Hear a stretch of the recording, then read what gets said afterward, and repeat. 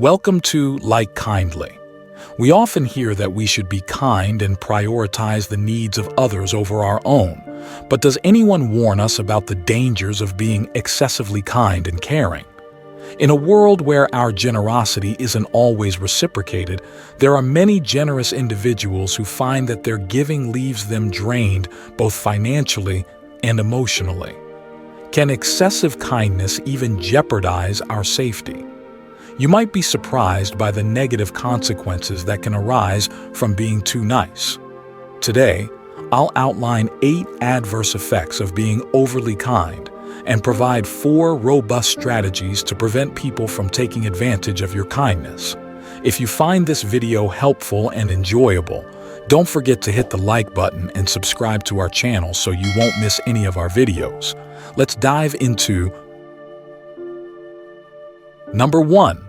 People will think you are weak and treat you that way. Stoicism teaches us to cultivate inner strength and maintain control over our actions and reactions.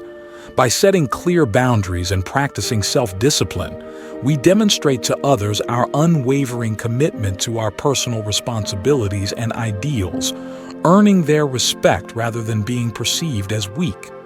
Over time, if you help others excessively, you might become known as an expert in your field due to your constant assistance. However, this could have an unintended consequence. When you fail to establish limits, people may begin to perceive you as weak, much like someone who is overly submissive to a boss. As a result, they will approach you to offload their responsibilities, confident that you won't refuse. In contrast, the moment you start using the powerful word no, people will begin to feel something they never expected towards you: respect. Establishing boundaries doesn't mean you're unkind. It signals that you value your time and energy. When others see that you are willing to stand up for yourself and prioritize your own needs, they are more likely to respect you and your boundaries. This respect can foster healthier, more balanced relationships where mutual support and recognition of personal limits are the norm.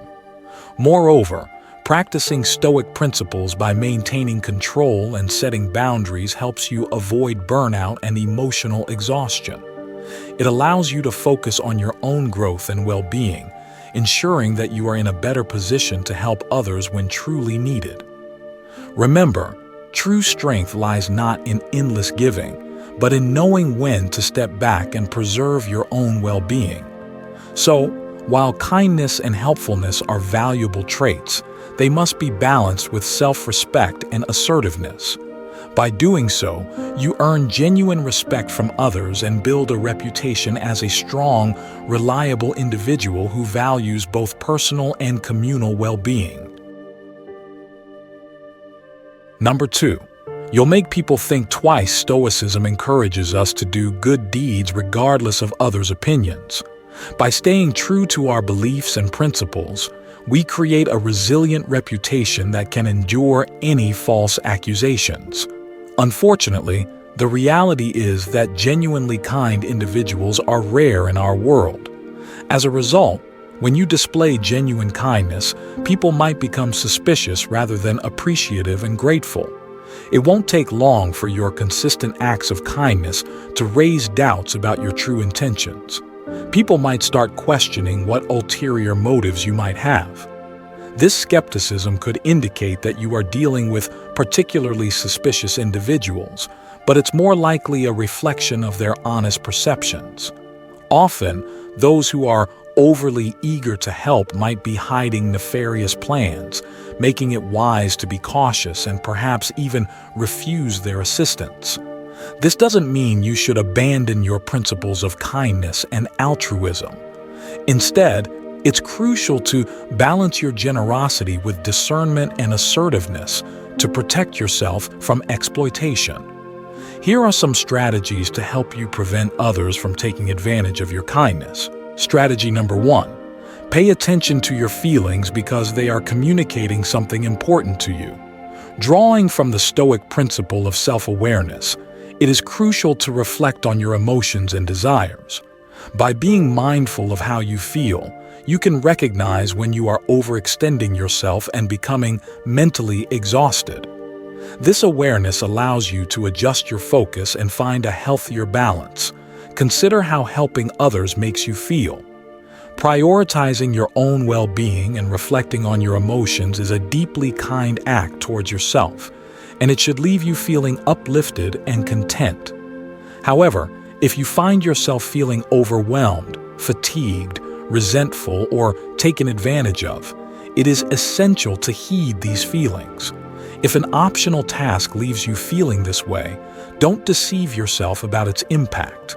Instead, assess how your acts of kindness are affecting your overall health and well-being. Recognizing and addressing these feelings will help you maintain a healthier balance between helping others and taking care of yourself. Plan number 2. Embrace the power of saying no. In line with Stoic teachings, recognize that your time and energy are valuable and must be managed wisely. Demonstrating self-control involves being able to decline requests when you feel overwhelmed or when the demands are unreasonable. Although the word no often carries negative connotations and evokes feelings of guilt, it is crucial to overcome this difficulty. Failing to assertively say no when others ask for more than you can reasonably provide can lead to a life dominated by pessimism and burnout. Practice saying no in front of a mirror to build your confidence, reminding yourself that this is essential for reclaiming your freedom and avoiding unnecessary stress and potential risks. By doing so, you will create healthier boundaries and maintain a balanced, fulfilling life. Strategy 3. Dedicate time and space for yourself and respect them. Embracing the Stoic values of self-discipline and self-respect, it is crucial to allocate time and space for self-care. Engage in activities you enjoy, whether it's exercising, drawing, listening to music with a cup of tea, or anything else that rejuvenates you. Make it a priority to complete your responsibilities promptly so that you can indulge in these personal moments. Take this commitment seriously by scheduling this time daily or weekly. If someone seeks your help during these periods, remember that this time is sacred and reserved for you alone. Firmly and without guilt, inform them that you are unavailable and cherish this personal time. If you prefer not to be so direct, you can suggest an alternative time to help, making it clear that your availability will be limited due to other commitments. This approach ensures you maintain your well-being while still being considerate of others' needs. Strategy number 4. Identify energy vampires and distance yourself from them. Adhering to Stoic principles of self-discipline and wisdom, it's essential to recognize which relationships are beneficial and which ones are mentally draining. By distancing yourself from individuals who consistently sap your energy without contributing anything positive, you protect your own well-being and demonstrate Stoic self-control in your relationships. Understand that trying to help an energy vampire is futile. These individuals overwhelm you with their incessant complaints, their sufferings, and their pessimistic outlook on life. Attempting to assist them is pointless because their identity often revolves around their grievances. If their problems were resolved, they would have to stop complaining, which they are unlikely to do. Therefore, it's best to steer clear of such people and focus on maintaining healthy, balanced relationships that support your mental and emotional health. Number 3. You could end up getting hooked on something the Stoics taught people to be calm and in control of themselves. They emphasize the importance of self-discipline, particularly in giving, to prevent falling into harmful habits and to maintain a positive relationship with our actions and choices. When scarcity becomes a regular aspect of our lives, the desire for something increases, creating the perfect environment for addiction to take root. One day, someone close to you might observe that you are drinking excessively, and it's not just water they are referring to. They might also notice other behaviors like overeating or gambling too much. it's crucial to pay close attention to what these concerned individuals say. Your initial reaction might be to get angry and defensively deny having any issues. This defensive response is common among those deeply entrenched in their problems, to the point where they can't acknowledge their existence. Always remember that the people who care about you have your best interests at heart. Their observations and concerns are not meant to hurt you, but to help you recognize and address behaviors that may be harmful. They are trying to guide you away from the path of self-destruction and towards a healthier, more balanced life. When a loved one points out these issues, try to listen without judgment or immediate denial. Reflect on their words and consider if there might be some truth in what they are saying. Often, those closest to us can see things about ourselves that we are blind to. By taking their advice seriously, you are taking a significant step towards self-improvement and better health. Moreover, acknowledging and addressing these concerns can strengthen your relationships. It shows that you value the opinions and care of those around you, and it demonstrates your commitment to personal growth. Remember, self-discipline and self-awareness are not just about controlling impulses, but also about being open to feedback and willing to make necessary changes. In conclusion, the Stoic philosophy encourages us to be in control of ourselves and our actions. By practicing self-discipline and being receptive to the concerns of loved ones, we can avoid falling into the trap of addiction and maintain a healthy, balanced life. Always keep in mind that those who care about you are there to help you see the truth and guide you towards a better path. Number 4. Reflecting and reviewing regularly. This passage is about taking a pause, a genuine and meaningful pause, to reflect on our actions, thoughts, and the paths we have traveled.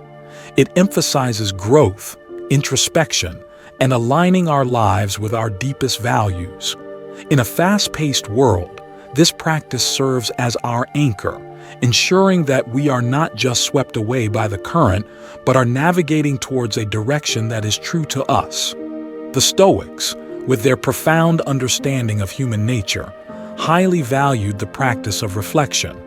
Marcus Aurelius, in his personal writings, which we now cherish as his Meditations, exemplified this practice. He didn't merely rule an empire. He took the time to examine his life, his decisions, and his moral compass through writing. He considered this reflection essential to living a life of virtue and purpose. "The happiness of your life depends upon the quality of your thoughts," he wrote, reminding us that our internal dialogue shapes our external reality. Seneca advocated for regular self-assessment as a means to foster self-improvement and wisdom. He likened life to a play, suggesting that we periodically review our roles and performances. Are we acting in harmony with the character we wish to embody? Are our actions reflective of the script we value, the script of our lives? Epictetus encouraged his students to end each day with a review of their actions and attitudes. This was not about self-criticism, but about self-awareness and growth. He urged us to ask ourselves, what did I do well? What did I do wrong? What duties were left undone? Through such questions, we can steer our lives more consciously, making adjustments that bring us closer to our ideals. But how do we incorporate this Stoic practice of reflection and review into our modern lives? First, by making it a habit. Dedicate a few minutes each day, perhaps before bedtime, to reflect on your day. What were your victories? Where did you face challenges? And how did you respond? This practice can start as a mental exercise, but writing it down can enhance its benefits, giving you a tangible record of your journey. Second, use reflection as a tool for gratitude. In reviewing your day, also take note of the moments, no matter how small, that brought you joy or gratitude. This balances our natural tendency to focus on the negative, cultivating a more positive outlook on life. Third, approach this practice with kindness and compassion towards yourself. Reflection is not about berating yourself for mistakes, but about recognizing them as opportunities for learning and growth. Be as understanding and supportive of yourself as you would be to a dear friend. Aristotle spoke about the importance of living a reflective life. He believed that true wisdom comes from understanding ourselves, our actions, and our place in the world. This reflection is the essence of living an examined life, one that's in accordance with virtue and excellence. Modern psychology supports the benefits of regular reflection, showing improvements in mental health, clarity of purpose, and personal growth. Reflecting on our experiences helps us process emotions, learn from our actions, and make more informed decisions moving forward. Let's commit to this practice of reflecting and reviewing regularly. Let it be our guidepost, ensuring that we're not just passively experiencing life, but actively shaping it according to our values. By taking the time to look back, we gain the insight needed to move forward, more aligned, more aware, and more in tune with the essence of who we are and who we aspire to be. Let's cherish this journey of introspection, for it is in knowing ourselves that we find the path to true fulfillment and joy. Number 5. People will only expect you to give them something. The Stoics teach us that true worth comes from acting in a manner that is both good and logical, rather than merely conforming to the desires and expectations of others. Practicing moderation and giving in a balanced way helps us maintain control over our actions and prevents us from falling into habits that can harm our mental health. You've likely heard throughout your life that humans are creatures of habit, and this couldn't be more accurate. People are designed to adapt to patterns, lifestyles, and the symphony of activities happening around them. This is where the concept of the comfort zone originates, stemming from our inherent desire for predictability and stability. When you consistently give without moderation, those who receive your help begin to expect it as a constant. This expectation can lead to a situation where the people you assist no longer feel the need to take on their own responsibilities, relying on you to manage them instead. Over time, this dynamic can create an unhealthy balance where your continual giving enables others to remain in their comfort zones, avoiding growth and self-reliance. Moreover, if you do not place value on yourself and your own needs, it is unlikely that others will encourage you to prioritize your well-being. The unfortunate reality is that the people you help may not possess the empathy to urge you to consider your own needs and boundaries. They may prefer to keep their own Robin Hood around, benefiting from your generosity without recognizing the toll it takes on your life and mental health. By adopting these practices, you can ensure that your kindness and generosity do not come at the expense of your mental health and well-being. Remember, true virtue lies in acting with wisdom and balance, not in overextending yourself to meet the endless demands of others. In summary, the Stoics emphasize that real worth is derived from acting in ways that are rational and good, not merely from accommodating others. Moderation in giving helps you maintain control over your actions and prevents detrimental habits. Recognizing your value, setting boundaries, prioritizing self-care, encouraging independence, reflecting regularly, and communicating openly are crucial strategies to avoid being taken advantage of and to live a balanced and fulfilling life. By doing so, you honor your own worth and foster healthier relationships based on mutual respect and self-reliance. Number 6. Without further ado, you will have too high of hopes for people. The Stoics taught us to accept things as they are and not to rely on others to make us happy. Practicing the art of giving without expecting too much in return prevents disappointment and fosters emotional detachment, leading to a more tranquil mind. Whether we realize it or not, it is challenging to be entirely selfless when we give. Often, When we give everything we have, we subconsciously expect others to reciprocate in kind. However, when the time comes that we need something important, people have become so accustomed to having everything done for them by us that they take it for granted. They assume we can handle both their lives and our own responsibilities effortlessly. This assumption arises because if you don't prioritize your own needs, why would you be expected to take care of others' needs? In reality, your hopes for reciprocity will often go unmet, leaving you feeling frustrated, exhausted, angry, and sad. However, if we objectively assess the situation, we see that people are not necessarily letting you down. They are simply taking care of their own tasks and responsibilities as you should be doing. To navigate this dynamic, it is crucial to recognize the importance of self-care and establishing boundaries. By doing so, you prevent yourself from being drained and ensure that your generosity is sustainable. By adopting these practices, you can give more effectively without compromising your own well-being.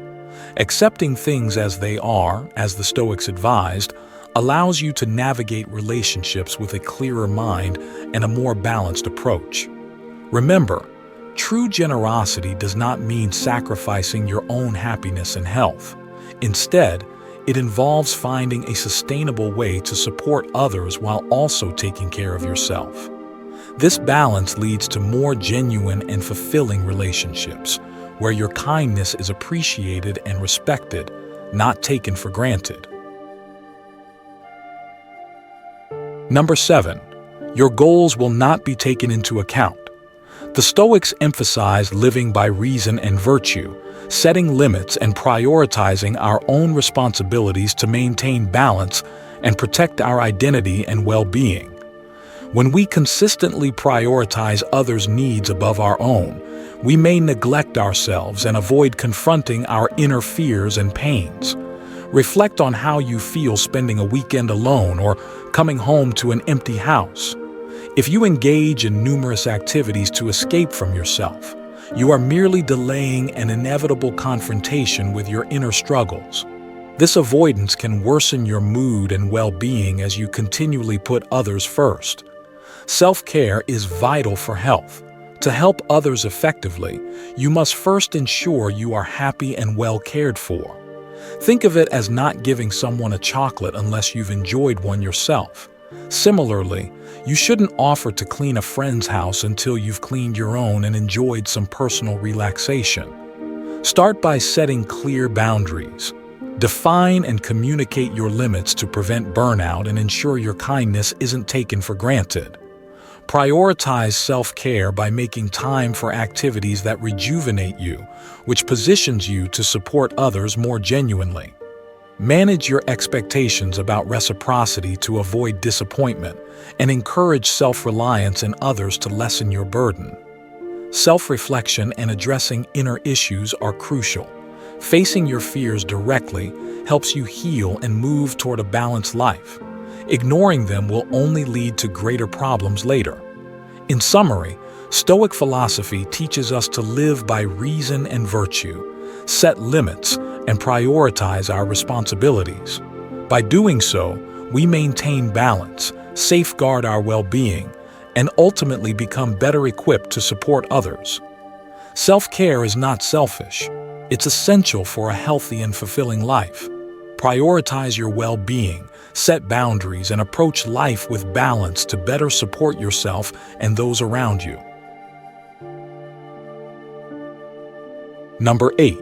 You'll only get people who want something and never those who want to give. With patient judgment, we can build relationships that are beneficial and genuine for both parties involved.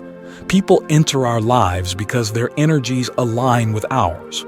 If our vibrations are low, we tend to attract individuals who are negative, depressed, and have harmful intentions. Conversely, when our vibrations are high, we attract people who exude positive energy, kindness, enthusiasm, diligence, and joy. When we give indiscriminately to everyone, we deplete our energy to the point where we begin vibrating at a lower frequency. This lower vibration attracts not only needy individuals, but also opportunists who seek to exploit our generosity. These individuals take what they can from us without offering anything in return, and often leave without even expressing gratitude. To maintain high vibrations and attract positive, supportive people, it's essential to practice discernment in our giving. Protect your energy by setting boundaries and focusing on relationships that are mutually uplifting. By doing so, you can ensure that your kindness fosters healthy, positive connections rather than being drained by those who seek to take advantage of you. Number 9. Practicing discernment, making wise choices. You'll encounter many individuals who only seek you out when they need something, often referred to as fair-weather friends. Stoicism emphasizes the importance of wisdom and discernment. By exercising self-control and perspective in deciding whom to help, we can distinguish between genuine relationships and those who aim to take advantage of us, thereby conserving our time and energy for meaningful interactions. It's not uncommon to find that people who once seemed like good friends now only want to be around you when they need something. If you think about it logically, it's not surprising. After all, most people don't invite their employees or co-workers for casual meetups like coffee or a beer. This dynamic may make sense in a practical context, but it certainly doesn't make it fair or just. To navigate this, it's crucial to recognize the signs and learn how to manage such relationships effectively. This involves setting clear boundaries and understanding the methods to prevent people from exploiting your generosity. By doing so, you protect your well-being and ensure that your kindness is directed towards those who truly appreciate and reciprocate it. In the following strategies, I'll outline how you can maintain control over your relationships and avoid being taken advantage of. These methods will help you cultivate healthier, more balanced connections and ensure that your support is given wisely and thoughtfully. Number 10. Practicing compassion and empathy. Despite our differences, we are all on this journey of life together. By fostering an understanding and caring attitude toward others, we contribute to making the world a kinder and more loving place. The Stoics, ancient philosophers whose timeless wisdom continues to enlighten us, place great importance on the virtues of compassion and empathy.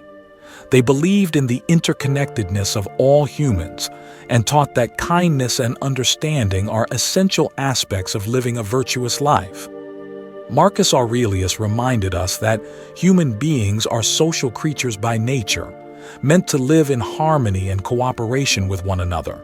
He famously said, "What brings no benefit to the hive brings none to the bee," beautifully illustrating the idea that our well-being is intrinsically linked to the well-being of others. Seneca emphasized the importance of treating others with kindness and generosity. He argued that compassion is a natural human instinct and that by helping others, we also help ourselves. In his writings, Seneca encourages us to extend our empathy even to those who have wronged us, understanding that they too are acting out of their own struggles and limitations. Epictetus taught that we should strive to understand others' perspectives, recognizing that everyone has their reasons for their actions. This doesn't mean condoning harmful behavior, but rather approaching others with a mindset of empathy, seeking to understand their experiences and viewpoints. How can we practice compassion and empathy in our daily lives? It starts with truly listening to the stories, experiences, and feelings of those around us.